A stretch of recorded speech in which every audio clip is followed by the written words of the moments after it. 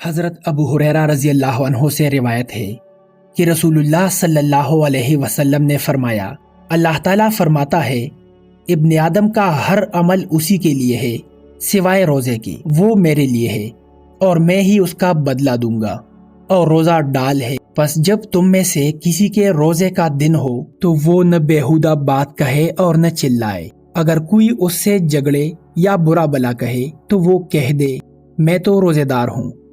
اس ذات کی قسم جس کے ہاتھ میں محمد صلی اللہ علیہ وسلم کی جان ہے، روزے دار کے منہ کی بو اللہ کے ہاں مشک کی خوشبو سے زیادہ عمدہ ہے۔ اور روزے دار کے لیے دو خوشیاں ہیں جن کی بنا پر وہ خوشی اٹھاتا ہے۔